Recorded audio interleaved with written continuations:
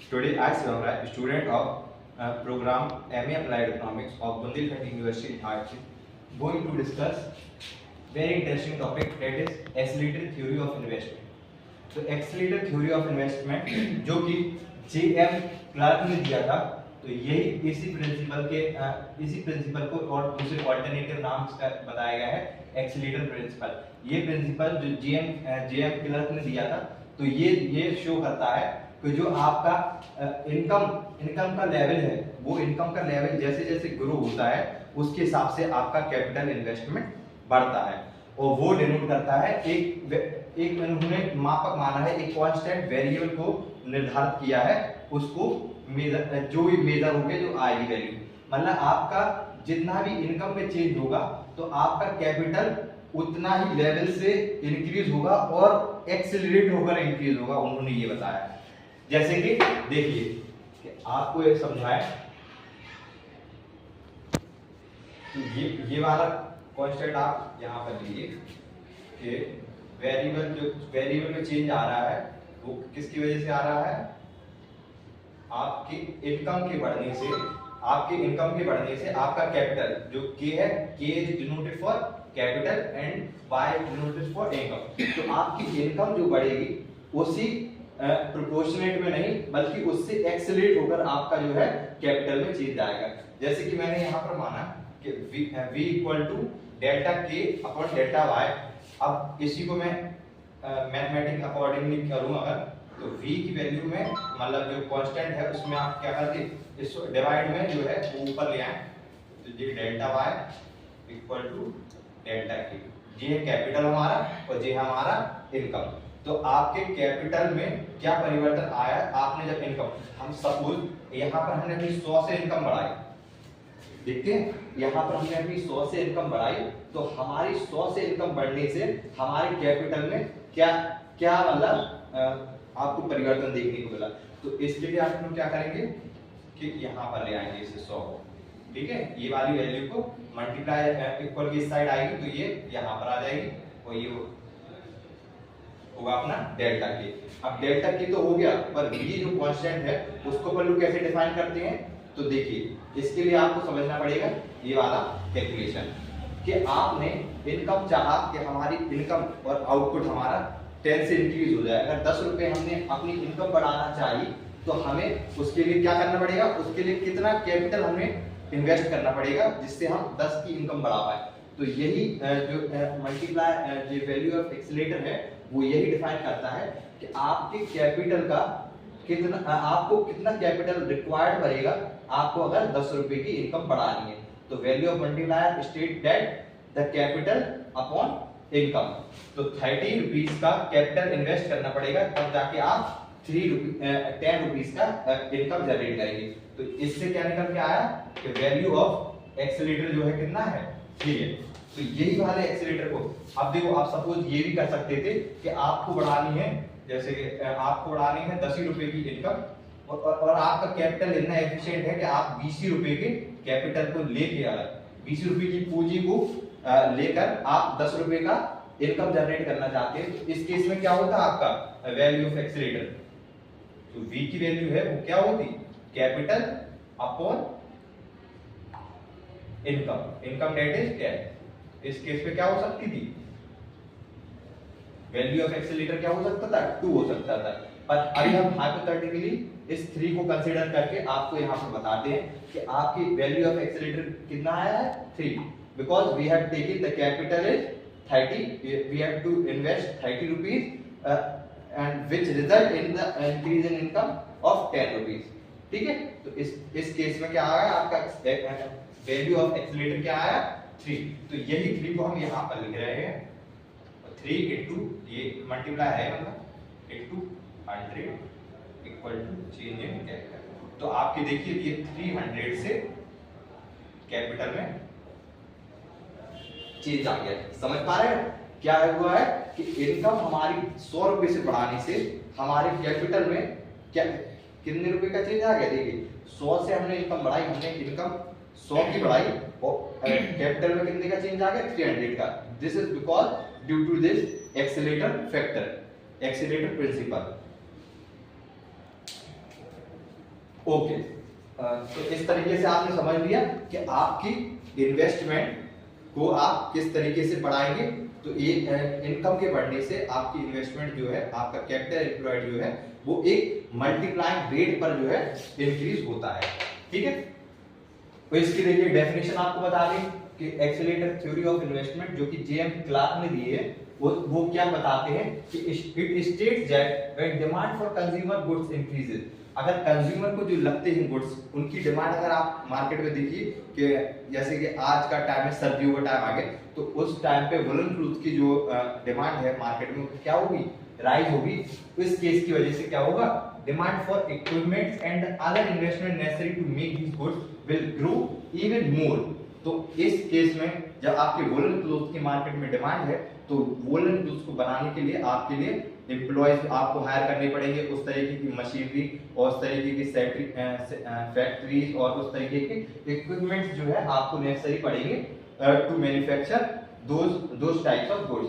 तो ठीक है, तो उस तरीके के प्रोडक्ट बनाने के लिए आपको किस चीज की डिमांड अराइज होगी, उस तरीके के इक्विपमेंट्स को बनाने के लिए। ठीक है, और उन्होंने दूसरी तरीके से बताया है कि if a population income increases, और अगर पॉपुलेशन की इनकम इंक्रीज होती है, मतलब लोगों के पास इनकम जो है मल्टीपल रेट में जो है इंक्रीज हो रही है, तो उससे क्या होगा, as a result to consumer, उससे क्या होगा, इनकम बढ़ेगी लोगों की, तो परचेजिंग पावर बढ़ेगी, परचेजिंग पावर की वजह से उनका कंजप्शन बढ़ेगा, और there will be a corresponding but magnified change in investment. तो इसके बढ़ने की वजह से, इनकम के बढ़ने की वजह से उनकी कंजप्शन तो बढ़ेगा ही, और कंजप्शन के साथ साथ बढ़ने की वजह से और दूसरा फैक्टर कौन है, एक इन्वेस्टमेंट का ही फैक्टर है कि अगर वो इन्वेस्ट। तो देखिए हमने इसके डिराइव भी करा है कि इसी फॉर्मूले को आप दो तरीके से और लिख सकते हैं कि आपने वैल्यू ऑफ एक्सीलरेटर क्या है, कैपिटल अपॉन इनकम, और इसको वैल्यू ऑफ एक्सीलरेटर को कैसे लिख सकते हैं कि अगर इनमें दोनों में चेंज कर दिया है कि इनकम में जितना चेंज होगा उसकी वजह से कैपिटल में कितना चेंज हो रहा है, तो इसको इस तरीके से भी डिनोट कर सकते हैं कि डेल्टा, इसमें लगा के डेल्टा मतलब change in income is proportional to the change in capital. और फिर इसको जब इक्विलेट करा तो इसमें ये भी कर सकते थे कि आपकी इनकम जो कि चेंज हो रही है उसकी वजह से आपका क्या हो, कैपिटल को हटा के दूसरा और क्या वैल्यू यहाँ पर ऐड कर सकते हैं कि चेंज इन इन्वेस्टमेंट, मतलब आपके इनकम के बढ़ने से आपकी इन्वेस्टमेंट में भी चेंज आता है, और इन्वेस्टमेंट में जो चेंज आता है वो क्या होता है, एक्सीलरेट रेट पर चेंज आता है। समझ रहे हैं क्यों, क्योंकि आपको देखो अगर आपकी इनकम में चेंज आया तो आपका जब जो वैल्यू v है, जो वैल्यू ऑफ एक्सीलरेटर है, वो अगर change in income into value of accelerator होगा तो आपका जो इन्वेस्टमेंट में जो चेंज आएगा, समझ पा रहे हैं, हमने लिखा वैल्यू ऑफ एक्सीलरेटर जो कि जे है, और हमने ये वाले को डिनोट करा, क्योंकि ये रख लूं या ये लिख लूं बात बराबर, ये लिख लूं या ये लिख लूं, क्योंकि चेंज इन कैपिटल वही है जो चेंज इन इन्वेस्टमेंट। जब दूसरे सिनेरियो में देखो कि हमारी चेंज हो रही है इनकम, और उसके चेंज होने की वजह से हमारे इन्वेस्टमेंट में क्या चेंज आ रहा है, पर इन्वेस्टमेंट में जो चेंज आएगा ना वो मल्टीप्लाई रेट से चेंज आएगा, because due to the value of accelerator. जो v है जो इसका मल्टीप्लिकेशन हो जाएगा आपके चेंज इन, ये मैथमेटिकल टर्म है एक तरीके का, जो चीज इक्वल के साइड डिवाइड में रहती है वो इक्वल के साइड आके मल्टीप्लाई हो जाती है, तो चेंज इन, ठीक है, वही है कि आपकी अगर 100 से इनकम आप बढ़ाएंगे और आपकी एक्सीलरेटर की वैल्यू यही कांस्टेंट वाली मान रहे हैं, एक्सीलरेटर की वैल्यू हमारी कितनी है 3 है एक्सीलरेटर की वैल्यू, तो हमारी इन्वेस्टमेंट में कितना चेंज आएगा 300 रुपए का, ठीक है। और अगर यहाँ पर अगर 2 करती है वैल्यू, तो 2 की वजह से भी क्या होता आपका यहाँ पर 200 रुपए का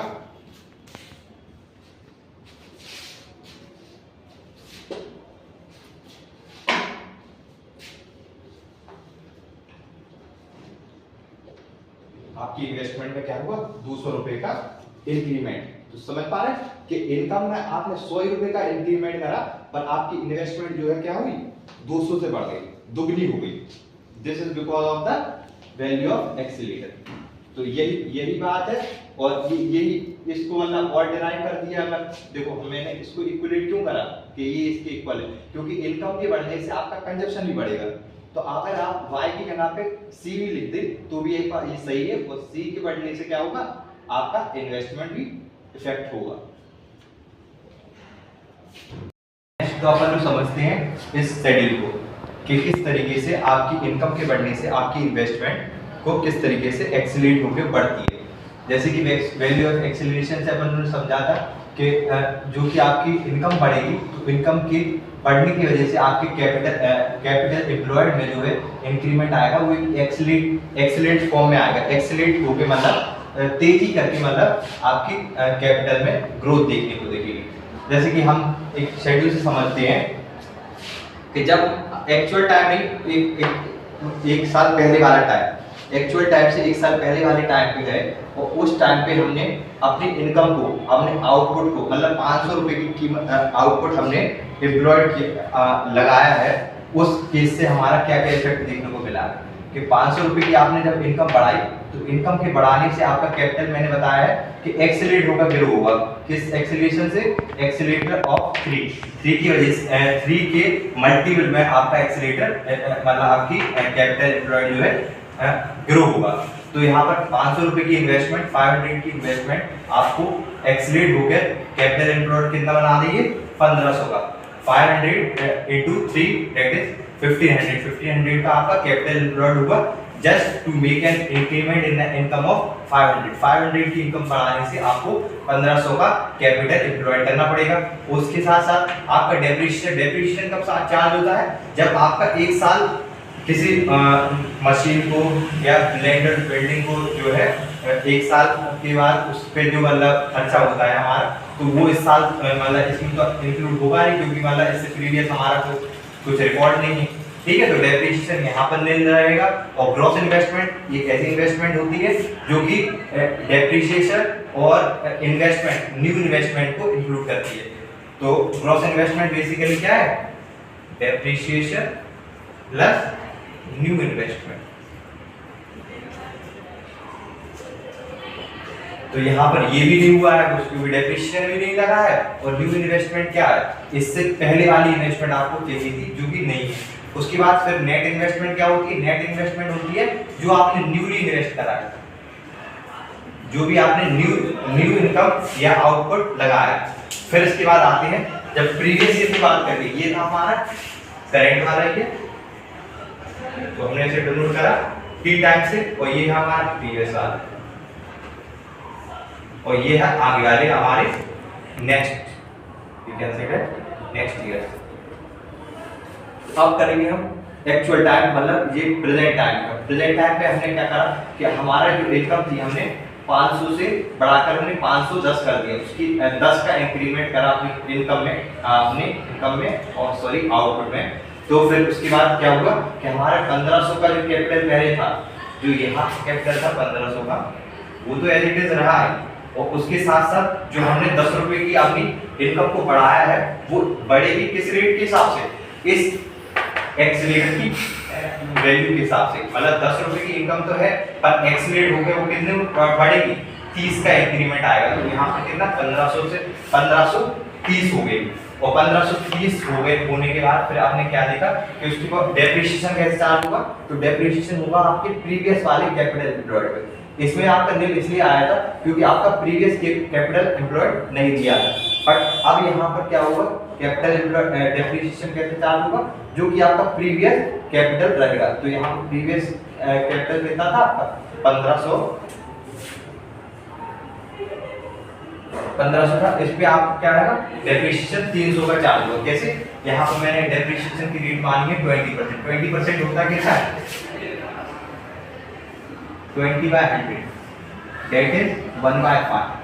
तो डेप्रिसिएशन जो है मतलब आपको इतना खर्चा करना पड़ेगा अपने पुराने वाले गुड्स पर, या फिर आप कह सकते हैं कि डेप्रिसिएशन बेसिकली क्या होता है? Decrease in the value of the fixed asset. तो यही आप 1500 का जो आपने कैपिटल लगाया था वो डेप्रिसिएट, उस पे जो खर्चा बैठ रहा है मतलब उसको रिपेयर कराने में या फिर बोल दो कि उसकी वेयर एंड टियर में जो भी खर्चा बैठता है वो 300 का होता है, जो कि 1500 का 1/5 है। तो यहाँ पर 300 का आपका डेप्रिसिएशन है। और यहाँ पर ग्रॉस इन्वेस्टमेंट क्या होती है आपको बताया है कि 30 जो कि आपने न्यूली इन्वेस्ट करा है पैसा, मतलब 10 into 3 10 का आपने इंक्रीज करा था, एक्सीलरेट होके वो कितना हो गया? 30 का। 30 आपने न्यू इन्वेस्टमेंट करा और 300 जो कि आपने मतलब ये डेप्रिसिएशन बेयर करा है, तो उसकी वजह से आपका ये 330 हो गया। और इसके बाद नेट इन्वेस्टमेंट है कि जो आपकी न्यूली इन्वेस्ट करा है, जो पैसा जो आपने नया नया इसी साल लगाया है, जो टी टाइम पीरियड में आपने 10 × 3 दैट इज 30 जो है नेट इन्वेस्टमेंट। इस तरीके से आपकी प्रोसेस चलती रहेगी कि आप नेक्स्ट ईयर आएगा T+1, तो T+1 में आप क्या हुआ, हमने 15 से अपनी इनकम को बढ़ाया, तो ये हो गई 510 से 525, और 525 में आपने क्या क्या करा कि आपकी इनकम जब 15 रुपए से बढ़ गई तो आपकी 525, और इसमें क्या हो गया कि 15 यहाँ पर क्या था कि 1530 था, 1530 कैपिटल एम्प्लॉयड पहले था, और उसके बाद 15 और 50 × 3 दैट इज 45 से आपकी यहाँ पर कैपिटल एम्प्लॉयड बढ़ेगी, और कैपिटल एम्प्लॉयड के बढ़ते ही आपको क्या है डेप्रिसिएशन देना पड़ेगा अपने पहले वाले कैपिटल एम्प्लॉयड में, जो कि कितना था 1530। तो यहाँ पर डेप्रिसिएशन चार्ज होकर कितना हो जाएगा 315, और यहाँ पर नेक्स्ट वैसी का वैसे चलता रहेगा। ये 45 रुपये आपने जो न्यू कैपिटल इन्वेस्ट करा था उसकी वैल्यू है 75 रुपये, और यहाँ पर 315 रुपये जो वेरिएंट है डेप्रिसिएशन चार्ज हुआ है वो लगा है, तो इसके 390 ये बन रही है जो कि ग्रॉस इन्वेस्टमेंट है। और न्यूली इन्वेस्टमेंट क्या होगी आपकी net investment, sorry net investment मतलब जो आपने इसी साल इन्वेस्ट किया है। इसी साल आपने कितना इन्वेस्ट करा था 25 रुपए, और 3 वैल्यू ऑफ एक्स लेकर कितना था आपका 3, तो यहाँ पर आपने 75 रुपए का नेट इन्वेस्टमेंट करा है। तो इस तरीके से आप नेक्स्ट बढ़ते गए। यहाँ पर आपने जीरो इन्वेस्टमेंट करा, यहाँ पर आपने कुछ भी इन्वेस्टमेंट नहीं किया, तो आपका देखिए आपकी इनकम जो है 375 से 375 ही रही, और फिर उसके बाद क्या है आपने इन्वेस्टमेंट कुछ नहीं किया था, इसलिए यहाँ पर जीरो रहा, 70 फिर 25 रहा, और डेप्रिसिएशन जो है चार्ज हुआ तो इस पे चार्ज कर 1/5 जब इस पे चार्ज करेंगे तो आप देख लीजिए 345 आपकी वैल्यू आ जाएगी।